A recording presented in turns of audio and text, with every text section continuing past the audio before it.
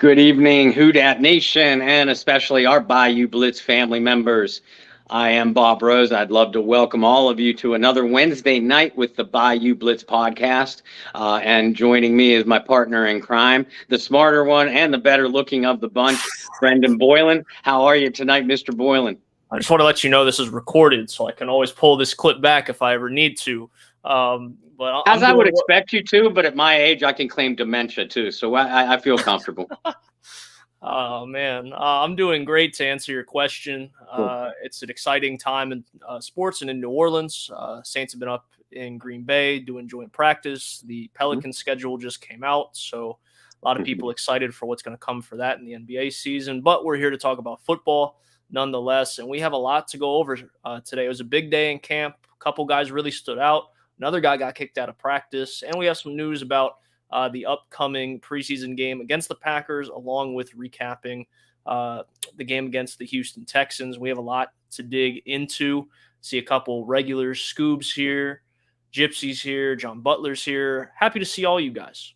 Definitely, without a doubt, and welcome, guys. I hope you're doing your podcast a favor, and retweeting and promoting and pushing it off.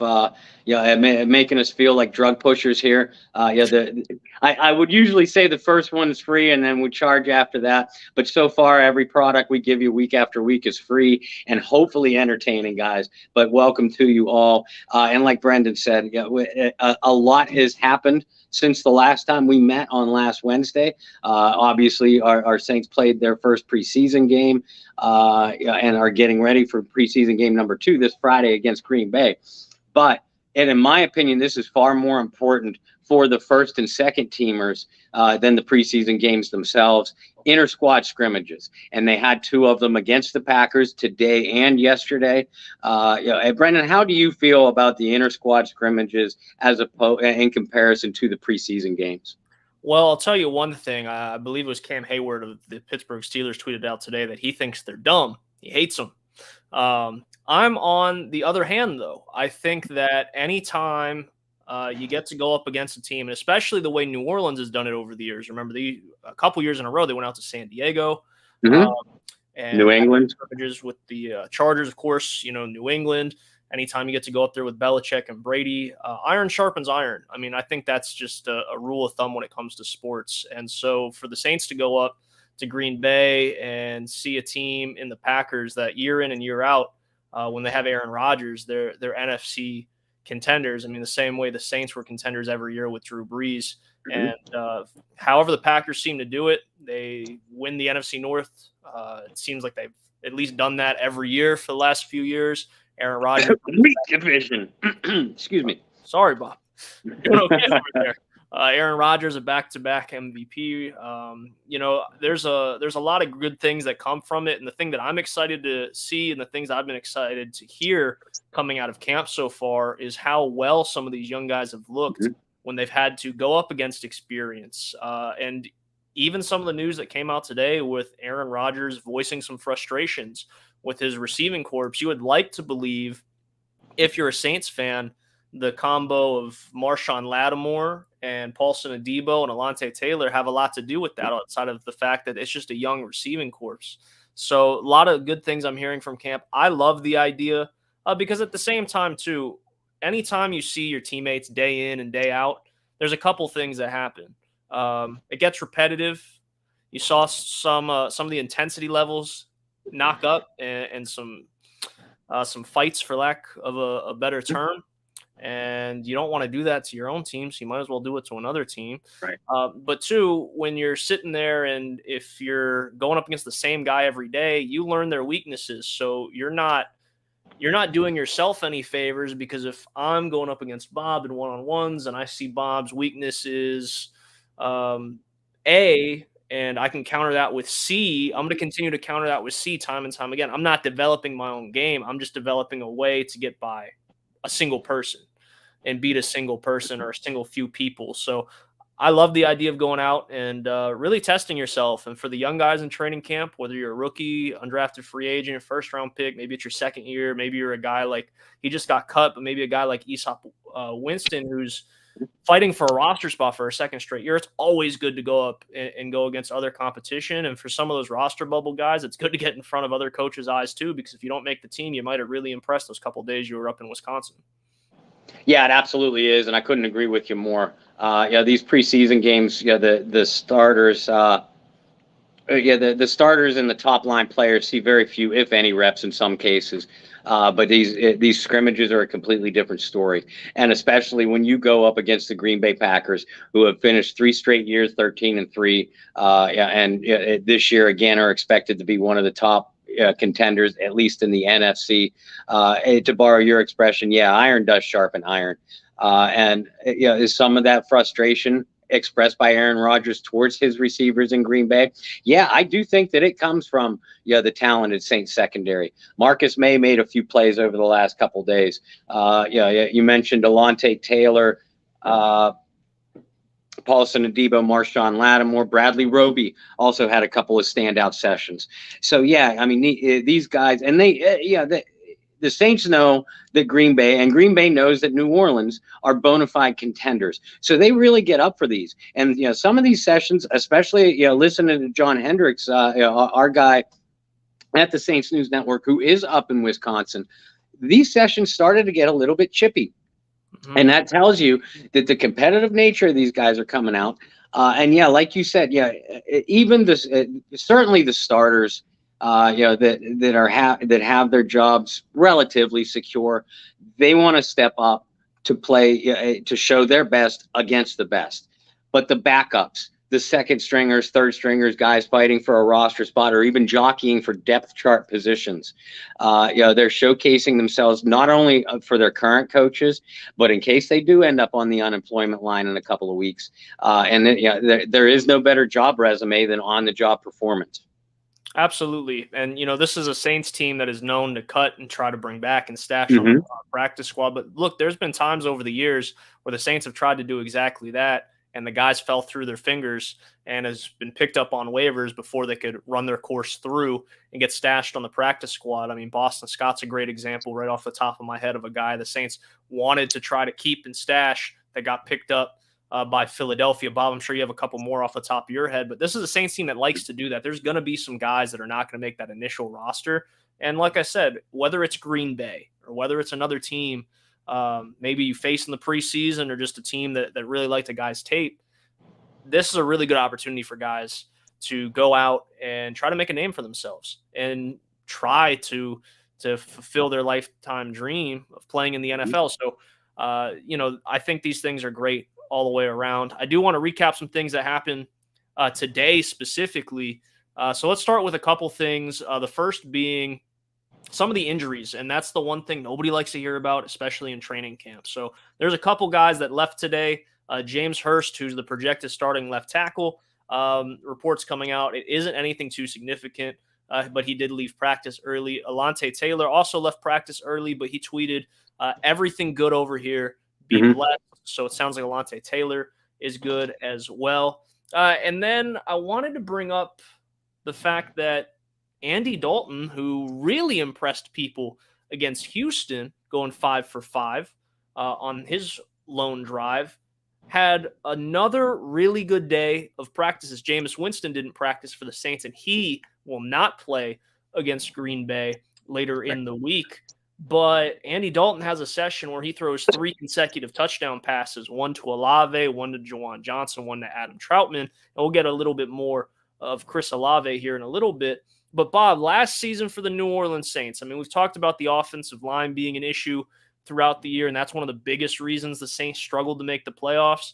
And, of course, people quickly forget the Saints started 4 different quarterbacks last season. Jameis, Taysom, Trevor Siemian, and of course Ian Book on Monday Night Football.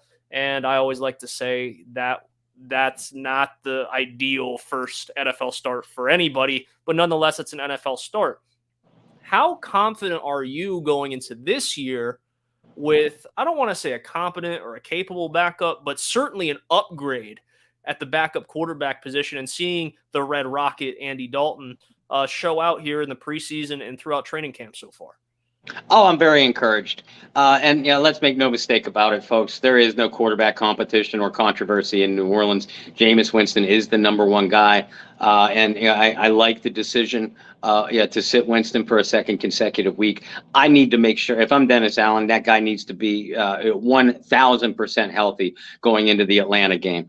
You can work up, and I mentioned chemistry between Jameis and Michael Thomas, Olave, Jarvis Landry. You can work up that chemistry in practice, and they did have quite a few good solid sessions of training camp outings before Jameis went down. So I'm not worried about consistent. Obviously, there's going to be some early season rust, but that's with any team. But back to Andy Dalton, he is heads and shoulders above what Trevor Siemian gave as a backup quarterback last year. And this is no disrespect to Trevor Siemian. He is what he is. But Andy Dalton's a veteran who's been around the block. People forget how good he was with the Cincinnati Bengals his first, I think, 7 years first 7 years in the league. He went to the Pro Bowl 3 times and took 4 or 5 teams to the playoffs. Now, he's not that guy anymore. He's on the backside of his career for sure. But I still think that Andy Dalton, he throws a heck of a deep ball. Accuracy wise, I mean, he's not going to throw the ball 80 yards on a rope. He doesn't have that kind of arm strength, but he has good deep accuracy, and he has great intermediate accuracy, enough to really pick a defense apart if he gets the protection. You got to protect him. This is not a mobile quarterback. He never was mobile, but again, on the backside of his career, the oldest player on the team at 33 or 34 years old. So you got to protect the guy. But if you need to run with Andy Dalton for a few games because, knock on wood, Jameis Winston gets nicked up or whatever the case may be, Andy Dalton can win you football games with the right talent around him. And New Orleans has the right talent to give Andy Dalton. Absolutely. And one thing I like that you pointed out is how good he was in Cincinnati. And remember, Cincinnati actually had a lot of talent around him. People forget A.J. Green in the middle of his prime with Andy Dalton. They had a couple different running backs over the years. And like you said, the Saints do have that kind of talent if Andy Dalton needs to step in and play. And talking about wide receivers who make their mark in the NFL, like a guy like A.J. Green, I think Michael Thomas is on a different level. But Dennis Allen had some good things to say about Michael Thomas, and Michael Thomas had some good things to say about Dennis Allen. So let's start with what Dennis Allen had to say about Michael Thomas, saying yesterday, when the ball kicks off for real, Michael Thomas will be ready to go. Something that we all expected, but it's always great to hear that come out of his mouth. Dennis Allen continued when praising Michael Thomas, saying, when I watch Michael Thomas at practice, I see the Michael Thomas that I saw pre-injury. I see a big, strong, physical receiver that makes a ton of contested catches. I saw it in these practices. I see a guy that looks pretty good. And then Michael Thomas came back and said that he trusts the plan that Dennis Allen has for him. How encouraging is that, considering some of the drama and some of the reports that came out last offseason about Michael Thomas, maybe not trusting the process, maybe not trusting the system? I saw the eye roll, Bob, but reports are reports, even if Michael Thomas denies those reports. How confident are you in this guy that has only played a handful of games over the last 2 years? A lot of people have written off, and a lot of people have forgotten how dominant he is. But to hear this kind of encouraging stuff from DA, to hear this stuff from Michael Thomas, and the fact that there's this partnership and this vision that seems very clear, where are you at with that? That's got to be really exciting. Oh, I'm thrilled. I'm thrilled beyond the moon. I love Michael Thomas. I always have. I was never concerned about where he was mentally or emotionally with this franchise, mainly because the reports that you spoke of that caused my eye roll came from the national media. And I have no problem criticizing the national media when they don't do their jobs properly. And when I say do your job properly, I mean do just a tiny bit of research. Or these guys have specific staffs or people that work for them to do research for them. Have them do that, before you put pen to paper or fingers to keyboard and publish something that's just not true. And even last year, Michael Thomas he went quiet on us last year, not because he had a problem with the New Orleans Saints organization, but because he had a problem with the media. And he sort of addressed that in earlier interviews, once he broke that silence in training camp. Sean Payton said that there wasn't a problem. Now with Payton, you learn to read between the lines, as you well know, Brendan. We covered, Sean Payton and this team for a while. Sean Payton could say one sentence, but say it 5 different ways. So you had to read Sean's body language when he said that there was no problem with Michael Thomas. And the body language that I read at the time told me there wasn't any mental or emotional problem with Michael Thomas. It was all physical. And to the fans that were criticizing, can't guard Mike, about, being injury prone and this and that and everything else. The guy's had one injury, folks. And over his first 4+ years of NFL seasons, he missed one game, and we're talking about a very, very physical receiver who takes battering from multiple defensive backs on every single play he's out there, and still produces at a phenomenal level. So I'm not, again, one injury that's allowed to happen, folks. It's expected to happen. It was unfortunate that the couple of setbacks that he had, and definitely unfortunate that he wasn't available for the Saints in 2021. But I've said all along that I expect to see a very, very dominant Michael Thomas back onto the field, and not only dominant, but one with a chip on his shoulder and something to prove to the world. So to that, all I have to say to NFL defensive players and defensive coaches is, look out. Well, here's the thing. It's not just Dennis Allen talking this highly of Michael Thomas.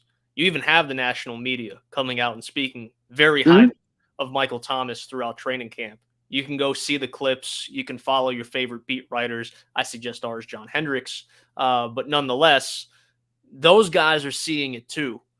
Let's see. Got a question, Gypsy. Is Michael Thomas playing this Friday? I highly doubt Mike plays this week. I think if anything, you'll see that short run from starters in week 3, the final week of the preseason. And at that point, you might see Michael Thomas. However, it wouldn't shock me if he doesn't play any of the preseason either. No. Especially because there is a plan, there is a vision, though it hasn't been shared with us, the media, or you guys, the fans. There is a vision, and there's a path that they're going to take in his road to, I don't want to say recovery, but coming back onto the field at least. So we'll see how that plays out. There's another receiver that really stood out in training camp today. I mentioned it earlier. And if you guys haven't, go ahead and check out our buddy John Hendricks, Boot Crew Media. He threw something out with them a little bit earlier today, talking about the dominance of Chris Olave. Since the Saints have been up in Green Bay, it's a guy that Bob and I both projected the Saints to grab in the draft, both ecstatic to see the Saints be aggressive and make a move to go get Olave and secure a guy who, man, when you just watched the college film, your eyes lit up and said, this is a guy that just fits the Saints system. And he's had a handful of good days in camp, but really the shining star yesterday and today. Bob, what did you see from Olave that you liked? What are some things that are getting you excited? And all in all, how impressed are you with a young guy who's really dominating some good defensive backs up in Green Bay? I tell you, Chris Olave is showing me everything that I saw from him at Ohio State. And I'm stuck up here in Western Pennsylvania. I'm trapped watching a lot of Ohio State Buckeyes games. But Olave is showing me everything he showed me at Ohio State, everything that I saw when I broke down pre-draft film of him. He's not only going up against, very, very good defensive backs in Green Bay, Jair Alexander, Eric Stokes, Darnell Savage, Rasul Douglas. This is one of the better defensive backfields in the NFL. But he sees stars every day in practice. Olave going up against Paulson Adebo and Chauncey Gardner-Johnson. There's footage that have gone viral, and he's beaten 2 very, very good defensive backs. And man, that kid can cut. On a dime. I realize this is very, very hefty comparison, considering the guy has not played an NFL game that's counted yet. But when he cuts, he looks like Barry Sanders at wide receiver. That's how sharp his cuts are. How precise, excuse me. Hands like glue. Just because he has good speed, everybody assumed, that's going to be their deep threat, and he is going to make plays over the top. But this is a guy that uses that 4.3 speed to get separation over the intermediate routes and to get separation from defensive backs in big moments. Traquan Smith, you might want to take a note or two while you're still here, read between those lines. But I had to. But yeah, Chris Olave, I am convinced is going to be a star, and I realize it's nothing by hyperbole at this point in time. But I cannot wait. And this is another guy you probably will see very little, if any, of him on Friday night against Green Bay. But yeah, and this is because Thomas, Olave, Jarvis Landry, those guys are getting their work in against the top units from the Green Bay Packers this week. And like you said, against the Chargers next week, and maybe for a series on Friday night, we might see some action. But there's no sense taking unnecessary risks with these guys, especially considering their starting quarterback won't be in the lineup either.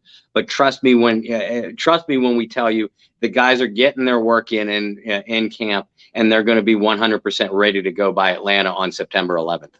Well, you brought up a guy in Jarvis Landry who's certainly ready for the 11th of September against the Atlanta Falcons. He got in a little bit of a pushing match, a little shoving going on, and was excused from practice after the little tussle. And, going back, and I've referenced it a few times on the show, is you look back at Jarvis Landry when he was in Cleveland, and Hard Knocks did a great job of highlighting the type of leadership that he has and the passion and love for the game that he has. And you already know that anytime Jarvis Landry, who it can be a very loud personality, doesn't really hold back. When you're in week 3 of training camp, week 2 of the preseason, he's getting thrown out of practices. You can see that there's a hunger with this guy. And I think that the New Orleans Saints receiving corps is going to be really dangerous. I think I said this last week too. Mike Thomas and Jarvis Landry and Chris Olave, those are going to be really interesting fantasy football plays this year, guys. Mm-hmm. Very interesting. I think last week I said Thomas could really fall to be like the 20th to 30th receiver drafted, somewhere in that range. And Landry's going to come after that. You're looking for a good flex play. Landry and Olave should be very, very available in later rounds of drafts. I'm not saying pick up both, but if you want one, I mean, it's what kind of risk are you taking? And with that being said, and sticking with a little bit of fantasy football and talking about a guy who, in a piece earlier this offseason, I said, I don't know where to project to draft a guy like Alvin Kamara. And now the reports coming out that Kamara is more than likely going to avoid a suspension this season. I'll tell you this, my friends. He goes all the way back up to a first-round selection. Mm-hmm. For me, no running back has had more targets and receptions than Alvin Kamara since 2017. And he's also, in that time, found the end zone 68 times. I like my odds with Alvin Kamara scoring points. But, Bob, let's talk about that a little bit. I believe you reported on it earlier this week, the Kamara situation. Obviously, there's a lot of question marks going into what happened in Las Vegas during Pro Bowl weekend. I think a lot of people also forget there's another NFL player that is within that situation that plays for the Chiefs as well. But Kamara is going to grab the headlines because he's the superstar, right? And his court date got pushed back 2 months, which all of a sudden makes it sound like if a suspension comes, it's going to come in 2023. If you care to elaborate on anything that I missed, but I think that's a sigh of relief and some really good news for a Saints team that could easily be contending in the NFC this year. Now, and you pretty much hit the nail in a general manner on the head. And I actually, not to pat myself on the back, but I will. I mentioned this clear back in early summer when the preliminary hearing got pushed back to August. I think that was the second or third time that it had been pushed back. And I mentioned even then, I said, look, Kamara's legal representation has said that Alvin is going to plead not guilty. If that holds true, then the preliminary hearing is only going to be one step in what could be a lengthy trial process. And Kamara, of course, has the right to a jury trial too, which extends the process even more. Now that hearing has gotten pushed back from August 1st to now third or fourth week of October. We're approaching Halloween. And again, unless Kamara changes his plea, if he pleads no contest, not guilty, or accepts some kind of plea agreement, at that point, the NFL can and probably would immediately step in and dish out their punishment. If Kamara and his people remain in their not guilty plan, then again, the preliminary hearing is only going to be one step, and probably it was most likely going to be a 2 or 3 step trial process. And the legal system is going to be cognizant, whether it's fair or not. I mean, to a regular guy like you or me, Brendan, the legal system would not be kind. They would immediately hand us another trial date. Alvin Kamara is a different cat. They're respective, whether you agree or not, they're respective of what he does for a living. And they're going to schedule their trial dates around his football schedule. As a layman, I don't necessarily agree with that. As a Saints fan, I'm thrilled. Because that's also one of the reasons why a suspension becomes less and less likely. And if you're not to use the pun, because this is where the alleged incident happened, but if you're going to place odds in Las Vegas, I would say you're betting pretty strong that Alvin Kamara will not be suspended during the 2022 season. There you have it, lawyer, attorney Bob Rose. Little did I know. Bob's got a side gig I didn't know about. I want to address some of the questions here. First off, just not a question, but a comment. Our friend John Butler, who does some great stuff. He says, Olave does not look like a guy who's never played an NFL game before, going back to our conversation on Olave. It's a great point. See, we got some just hellos.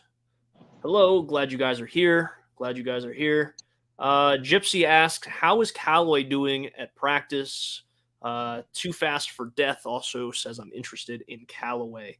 Has been a rather quiet camp for him. I would agree. And I think that's one thing that all of a sudden is a concern for Saints fans that haven't been listening or watching the Bayou Blitz over the last month or so. Because Bob and I have both spoken and saying Callaway's one of those roster bubble guys, which is a good segue into what you guys voted for on Twitter this week. You guys wanted to hear about some of these position battles and roster bubble guys. Let's talk about this, because Bob and I, and mostly Bob, can't take all the credit, has been really adamant that the Saints might not even keep 6 receivers this year. And this is how it looks right now. And correct me if I forget anybody, but you're going to look at Michael Thomas, Jarvis Landry, Chris Olave. Those are your locks. Those are your 3 locks. I would say that Deontay Harris is going to be a lock simply because of his return abilities, which leaves 5 and 6 open. And really it's 5 and maybe 6. So you have guys like Callaway. You have guys like Traquan Smith. You have guys like Kevin White. You have Dixon, who had a good preseason game, and we'll talk about the preseason week 1. So you have a handful of guys, maybe 4 or 5 guys that are going to be competing for 1 or 2 spots. And while I think a lot of people automatically assumed and circled Callaway into making the roster because he had a strong year last year for a guy who had no business being a number 1 receiver, and that's not discrediting the ability of Marquez Callaway at all. But it took just a couple games to see he's going to be more of a specialist in being a guy that is complementary of the Landrys and the Olaves and the Michael Thomases of the world. And that's where he's going to make his living. He's not Marcus Colston. He's going to be more of like a Lance Moore, Devery Henderson. Just a compliment more than anything. Not similar play styles by any means, but a compliment. And now you're hearing quiet camp. You're not seeing a lot of highlights. If you're fans, you're not hearing a whole lot out of your beat writers about the guy that a lot of people, myself included, thought was going to have a breakout year last year when given the opportunity. Same. So there is levels for concern. However, personally speaking and off my opinion, I think Callaway will be receiver 4 or 5, because Harris you could throw either way. I think of all the guys we've talked about, he is probably got the best betting odds, to stick to the Vegas theme, of making the roster. But there's level for concern. And to steal a quote from our friend Aaron Rodgers, who said it earlier today when talking about his receivers, if you're not making plays and you're dropping passes and the guy behind you is always on the right spot at the right time and making the plays, he's going to take your job. Yep. And that's why the levels of concern for Marquez Callaway are so high right now. Yeah, I'd agree with that. And listen, I think it's very obvious that Thomas, Olave, Landry are going to be your top 3 receivers, and whatever order you want to put them. Deontay Hardy, because of his return abilities and his underrated ability as a route runner. He's a lock for the team. He may or may not be the number 4 receiver. I still think Pete Carmichael is going to use him around the formation kind of as a secret weapon. But anyway, he's going to be the 4th guy to take up that roster spot. I am now leaning strongly towards the Saints keeping 6 wide receivers, for a variety of reasons that we'll get into in the upcoming weeks as we near the final roster cuts. But that 6th receiver is going to be a developmental / special teams guy. In other words, nobody in their right mind should have Thomas, Olave, Landry, Hardy, Callaway, and Tre'Quan Smith as the Saints 6 wide receivers. Because, folks, and I've said this since the draft, it's not going to happen. Flat out not going to happen. I'll skip over spot number 5 right now and jump to number 6. I think Dejon Dixon, personally, from what we've seen and what we know, probably has the inside track to that job if they do indeed keep 6. But Kirk Merritt is having a real standout camp. Kawan Baker has had some nice moments too, so don't overlook him. Kevin White, for some reason, the coaches still like what he brings to the table as potential. I do too. I mean, it's a prototypical size, great speed, a great length as an athlete, but he can't catch the ball. I kind of want a receiver on my team that can catch the ball, but nonetheless, he's in the equation. So, if your 6th spot, your last spot, goes to that developmental guy, you've got to figure it's going to be Dixon, Merritt, or Baker. So then you rewind, you're back to the 5th guy. In my view, at that point, unless Kevin White outplays them both, which I guess I'm not completely dismissing, but in my view right now, it comes down to Marquez Callaway and Tre'Quan Smith for that final spot. Both of them will not. It's conceivable that both of them won't make the final roster, but certainly, without a doubt, and I'd place an entire paycheck on this one, they will not both be on the roster come September 11th against Atlanta. One of them, and given the production that they've had and the attributes that they can bring to a football team, I would suspect that if the Saints are going to pull off some kind of preseason trade with one of their existing players, that's one of the 2 guys to look for. And I agree with you guys. Marquez Callaway has had a quiet camp. Tre'Quan Smith has not been as quiet, but only because of the mistakes that he's made. Everybody saw the touchdown catch that he dropped against Houston, but I'll go further than that. He was in the game well into the second half, and he was not getting separation against 3rd and 4th string defensive backs for one of the worst teams in the NFL. That speaks more volumes than dropping touchdown catches and dropping catches in practice to me. There's a real concern. That in my mind that neither Callaway or Tre'Quan makes the team. And actually, going into this weekend, I'm doing a piece specifically focused on the 2 of them competing for what I see as only one spot. Getting some inside scoop, you guys can go ahead and pre-save. That's the phrase all the music industry is using right now, right? You just pre-save on Spotify. Can we pre-save articles? Got to figure out a way to do that. But you guys can go ahead and make sure you check that out when it comes out for Bob.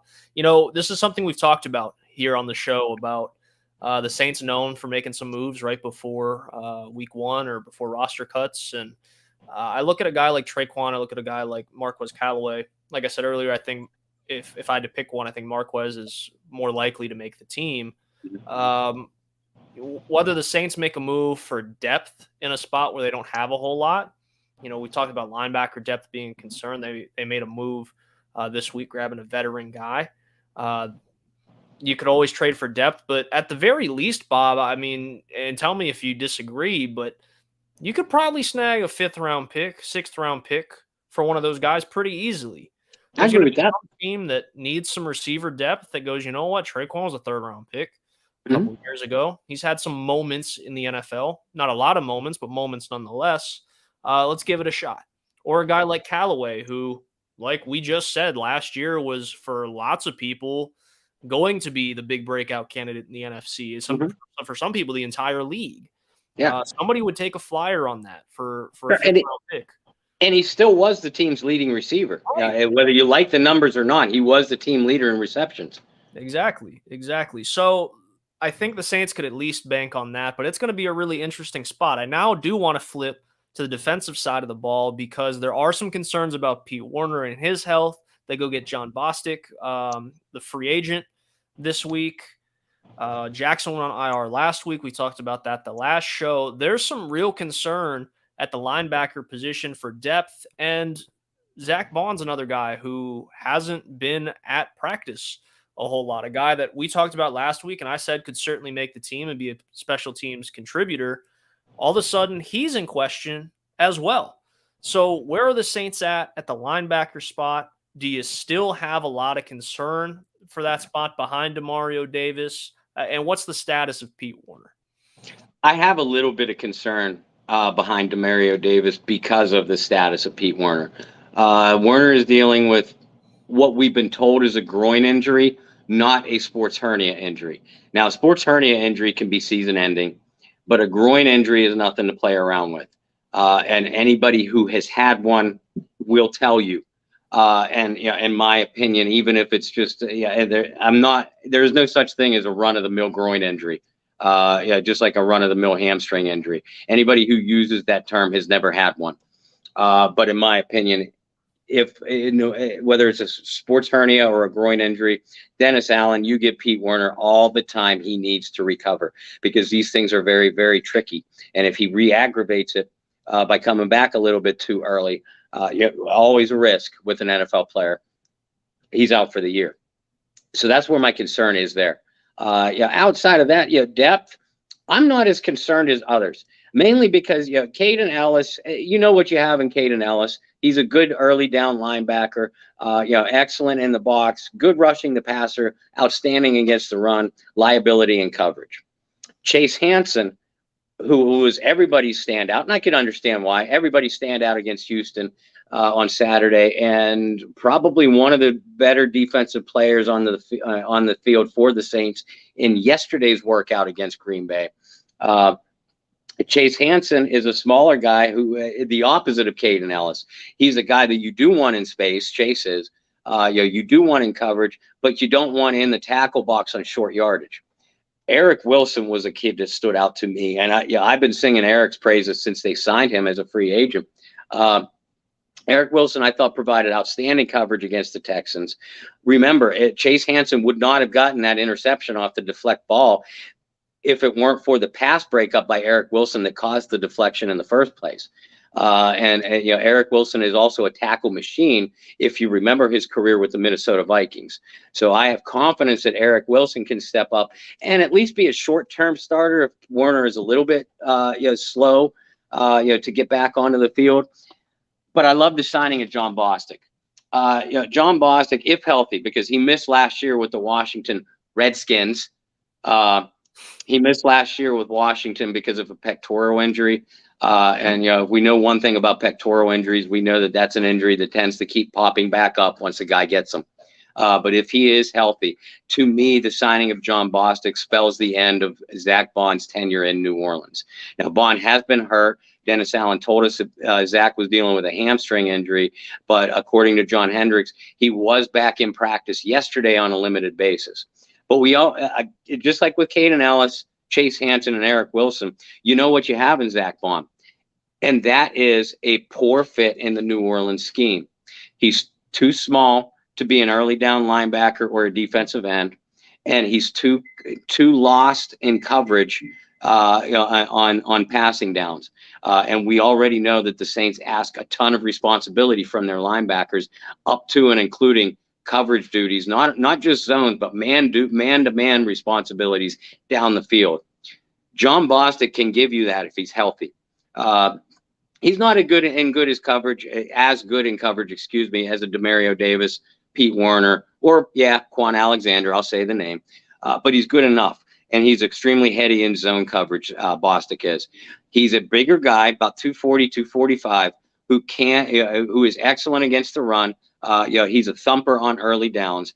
John Bostic is a potential starting candidate too, along with Eric Wilson, if Pete Werner were to be slow in recovery. I don't think they're as well rounded athletically as what Werner is, but they would be good enough.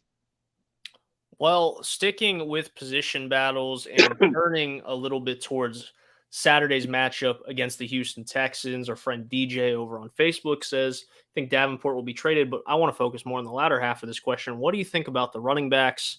Let's start with the Davenport thing. I think it's a both really easy answer. I'll take the liberties of speaking for you, Bob. Sometimes I'm right, sometimes I'm wrong. No, I don't think Davenport's going to get traded because when he's on the field, he's one of the best defensive ends in the NFC. Certainly one of the best in the NFC South. Now, that's the biggest thing, right? Because your greatest ability is availability, and he hasn't been available. So, knock on wood, if he's available this year and he's able to go opposite of Cam Jordan and him and his twin, Peyton Turner. I love that conspiracy theory. Maybe they're the same person. Maybe they're not. I don't know. I don't know, but I think there's going to be a lot of good things come for the defensive end position, especially coming in the future, because whether Saints fans want to believe it or not, Cameron Jordan's not getting any younger. And while he's still playing at a super high level, and I'd have to go back and look at the stats, but I think it's every year but his rookie year, he's had at least 7 sacks. Yeah. I mean, it doesn't get more consistent than that. And Cam Jordan's going to be a Hall of Famer. And he's chasing a Saints record that a lot of people thought would never get broken, and that's career sacks in a Saints uniform. He's getting awfully close to that. So, no, Davenport's not going anywhere. No. To the back half of that, with the running backs, I felt bad for Abram Smith because I felt like he had a really good outing, but nobody remembers all the good things you do if you have the one big mistake, and that's the fumble late in the ball game at the goal line. Now, in a post-game interview that he did do with Saints News Network, he vowed he will bounce back from that. And outside of that, he did feel like he performed very well. A lot of people liked Abram Smith. I'm still on the Tony Jones Jr. train. He had a couple aggressive runs against Houston, but nothing that really stood out. And especially when you look at the stats and you look at the averages, nothing that really stood out, but you still see those moments of potential with him.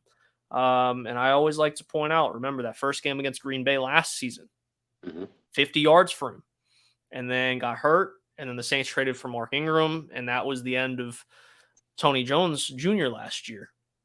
But enough about me. Bob, what were your thoughts on the running backs in that situation? Because if we know anything about the New Orleans Saints, whether this is the first year without Sean Payton in a long time or not, what do the Saints like to do? They love their undrafted running backs, and they love stashing some of these guys on the practice squad if they don't make the initial roster.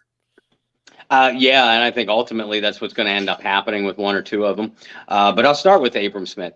I like Abram. I think he's a high character guy. I loved his tape at Baylor. When I watched it after they signed him post draft, because I will admit I did not watch any Abram Smith tape leading up to the draft.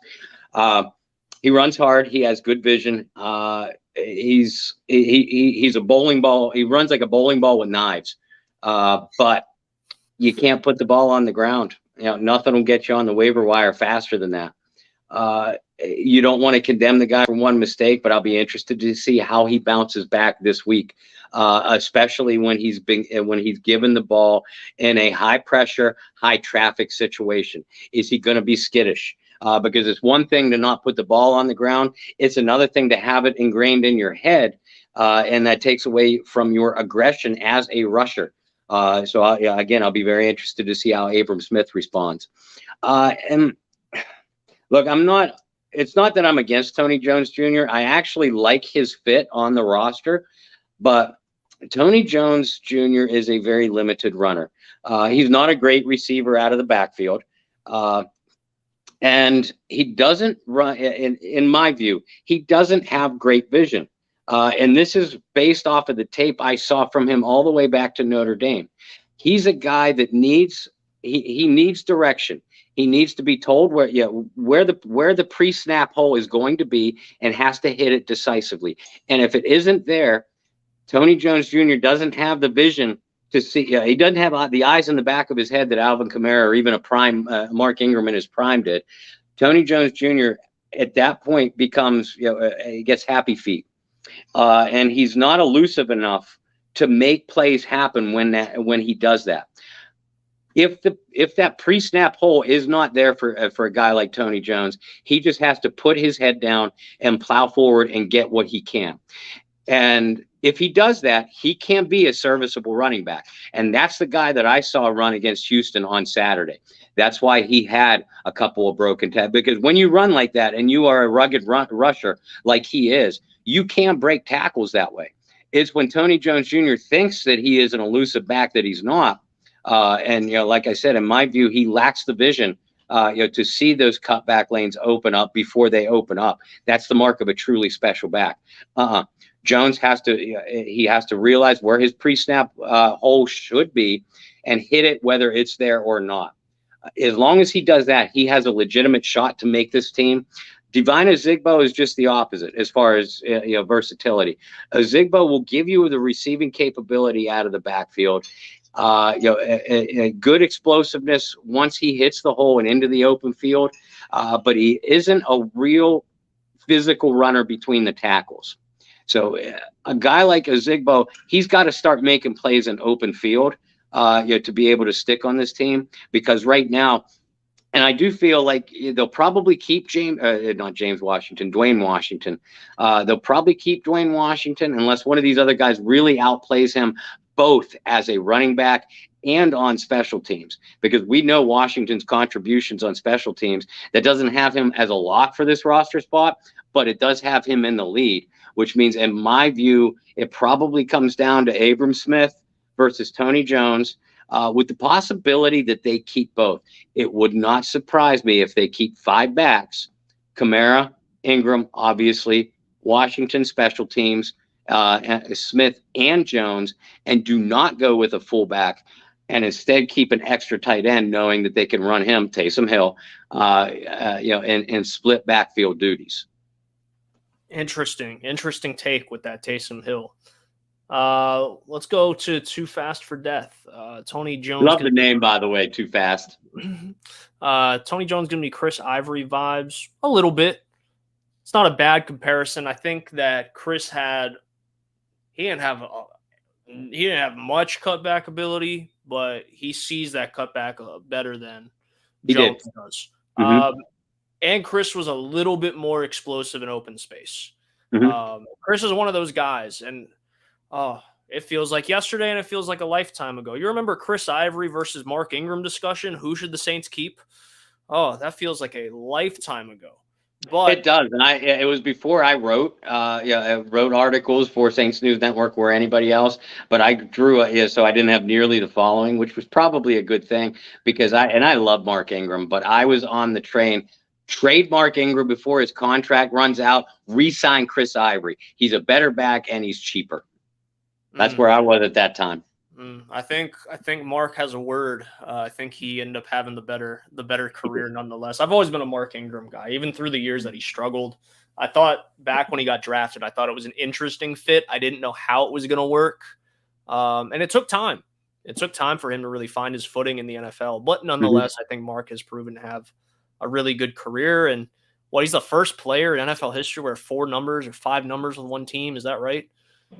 Is it 5 if you count 5 if you count his, and people forget this, when he was first drafted, and I have a football card, he wore number 32. He did. And I think he played in a preseason game or 2 with it. but he was given 28. He was issued 28 before the regular season opener. So, of course, preseason numbers are not official. But, yeah, with the Saints, he's been 32, 28, 22, 14, and now 5. 5? Yeah, 5. And he was, number 2 for the Texans and number 21 for the Ravens. He's worn a lot of numbers. Uh-huh. But going to that 5, Reggie Bush is really shaking his head somewhere, isn't he? I know. Feel bad for him. That's another one because we're both sports card collectors and stuff. It was exclusively in the team set. I think it was Topps' team set.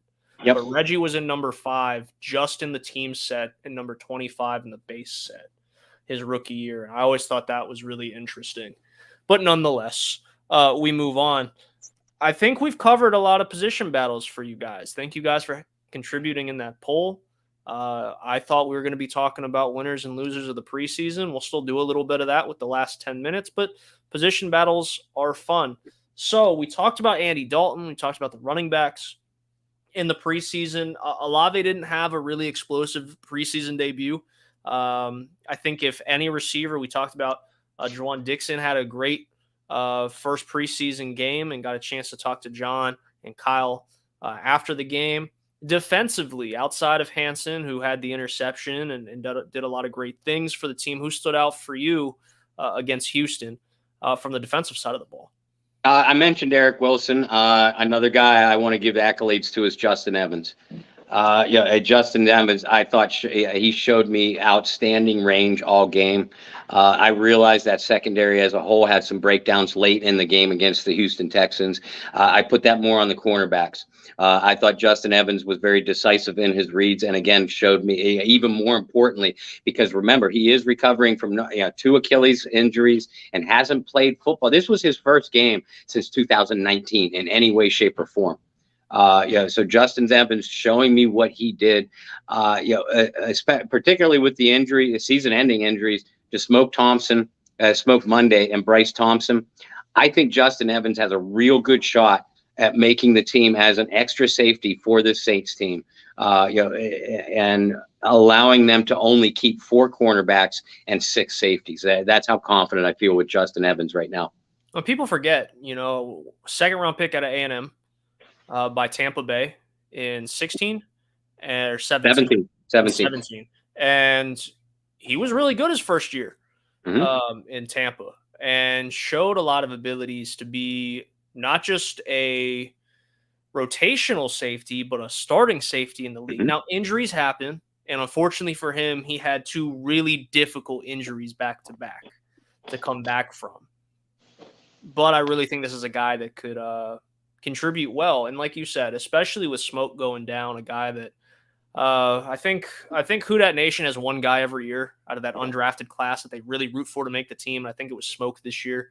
And unfortunate on the injury on his end. I think he will be back, at least in camp with the Saints next year, if I had to make an early prediction. And I think that really opens the door for a guy like Evans. And I like stories like that too. I think everybody does. Anytime you have a guy who had to come back and work his way back into the league after injuries, and he had the interception as well. So, good for him. And hopefully he continues to make some plays. Now, looking ahead, because we are running out of time, and I do want to talk about this matchup against the Packers. I think we've both alluded to it enough. Don't expect the starters. Right. Maybe a series. It's going to look really similar to week 1, right? Andy Dalton's going to lead the offense out. Probably won't see Mike Thomas. Might not see Jarvis Landry. Not going to see a lot of guys. And the other thing is, don't overreact. I don't know about you, Bob. And actually, I do know because you tweet you do on Facebook or something. Yep. Like it's just the preseason. Relax. But I saw people after that drive with Dalton. We're going to the Super Bowl, and I'm thinking, oh, guys, whoa! Like Andy Dalton's not the starting quarterback. And then a quarter and a half later, cut everybody. This team's trash. Yeah. And quick because. Last week we talked about players that we were like, we were going to give the stamp of approval for having good games. I said Ian Book. So I do want to address that for a moment. The people that are so quick, whether you're whether you have a social media following or not, I've seen people who don't have much of a following, and I'm not sitting here claiming that I have much of a following. I appreciate you guys that do, though. I've seen people from Bob and I's levels of followings to less than that to people with 20,000 followers tweeting out, cut Ian Book. And I'm thinking, wait a minute. This is the same guy. He didn't have a great day at camp yesterday. He did not have a good preseason game. But for the last 2 weeks, hasn't everybody been singing the praises in growth of Ian Book? And I said it on the show last week, right? He's a career backup with at best upside and potential of being a bridge quarterback at some point, potentially, right? I'd say it's a pretty fair and accurate analyzation of what Ian Book could be. And he could prove me wrong. He could be better. He could be worse. But nonetheless, wow. Oh, wasn't that a nice moment?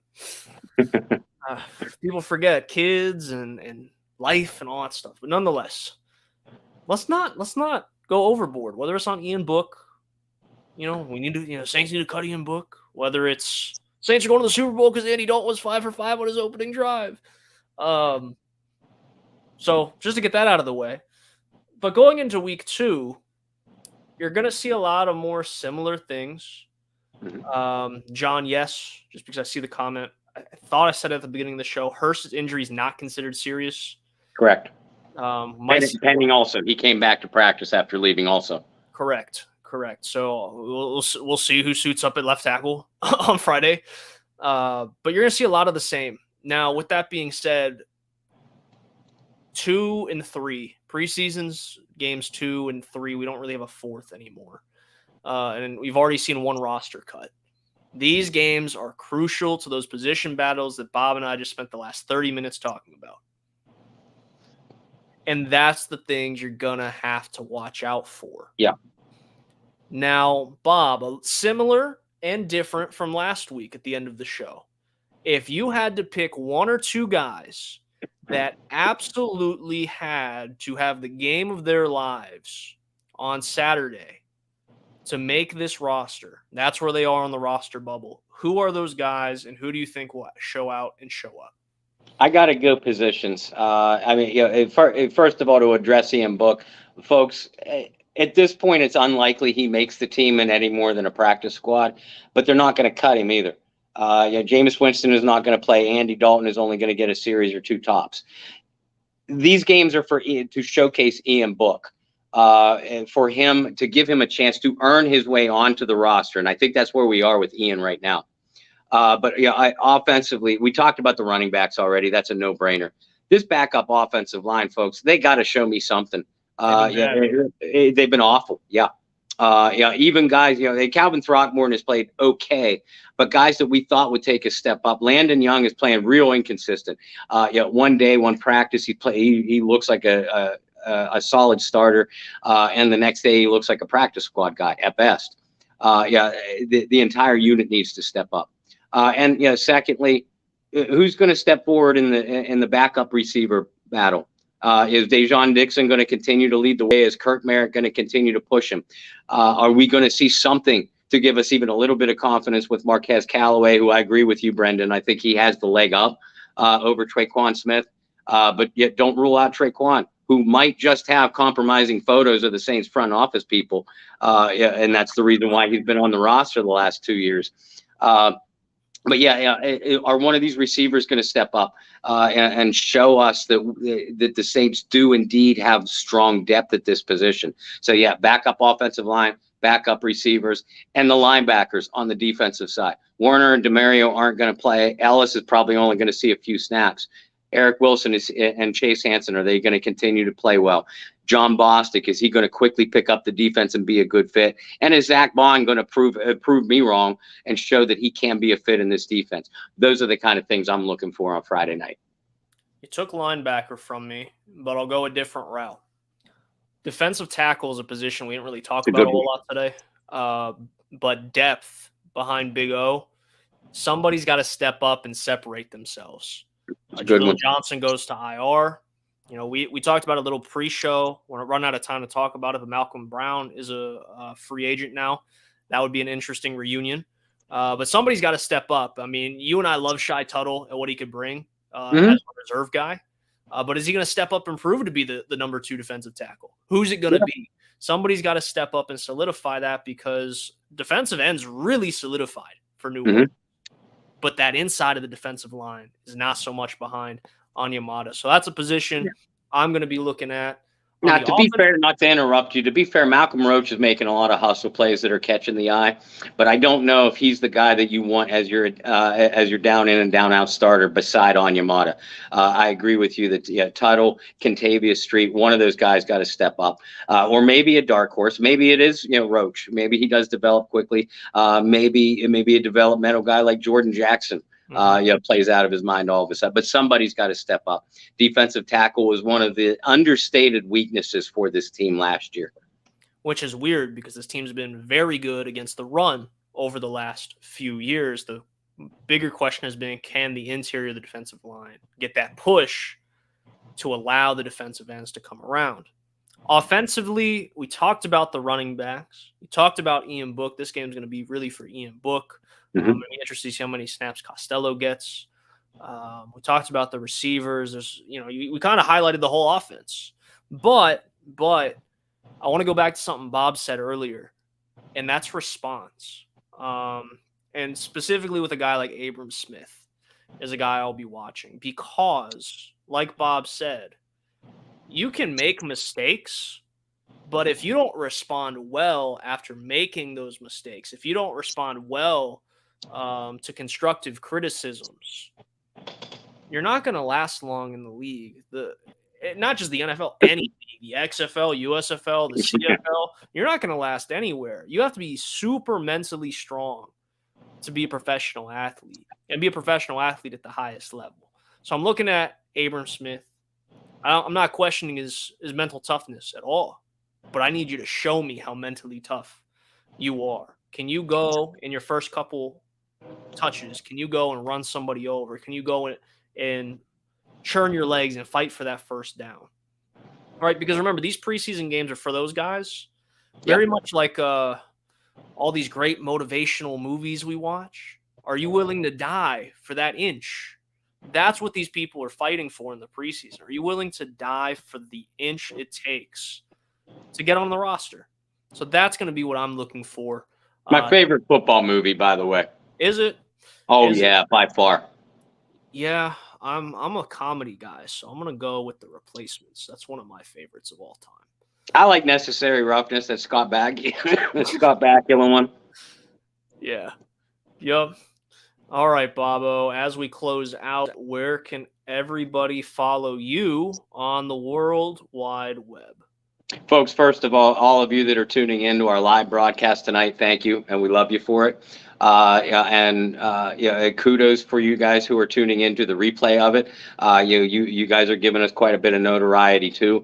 Continue to do so. Brendan and I say it every single week. This is not just mine and Brendan's show. This is your show too. This is the Bayou Blitz. This is your Bayou Blitz. Help make it your Bayou Blitz. Channel people to the Bayou Blitz Facebook group. Channel people to the at Bayou Blitz Pod is our Twitter page. Promote our show. Retweet our broadcasts. Talk about us, to friends, family, other Saints groups on Facebook. I know Facebook is polluted with them because I pollute those Facebook groups with my articles. And speaking of, you can find me and my articles on Facebook, Bob Rose, over on Twitter at BobbyR2613. And you can follow all of our works at the Saints News Network, at Saints News on Twitter, or Saints News Network on Facebook. And for those of you who are tuning into the Saints News Network, live broadcast of the Bayou Blitz tonight, thank you for that too. Again, you're helping promote our show, helping promote this product, helping promote your product, and we thank you for that. And for myself, you can follow me over on Instagram and Twitter at BT Boylan. Like Bob said, you can follow all of my work with the Saints News Network. Going to have some really fun fantasy pieces for you guys in the upcoming weeks because, at least to my philosophy, you don't draft at the end of the preseason. So my drafts are going to be coming up Hopefully some of your guys' drafts are going to be coming up. Hopefully I can help you guys out with some of that as well. We have a fun week, Saints football on Friday, and then it's going to start getting closer and closer to the real thing. To just echo what Bob said, we really appreciate all of you guys that tune in every week. We appreciate all you guys that are participating in our Twitter polls, that are tweeting at us the things that you want to hear, especially in the live. I mean, it's so fun to be able to sit here, and Bob and I have a plan, a strategy, the things we want to talk about. And we come in and we end up just going off comments the whole time. That's what makes this so much different than any other podcast you're going to listen to. Because half the time, we don't even know what we're going to talk about because we want to talk about what you guys want to talk about. Keeps us on our toes. And as Bob said, he's old enough to have dementia. So keeping him on his toes is probably the best thing we could do for Bob's brain. It keeps me alive, so thank you.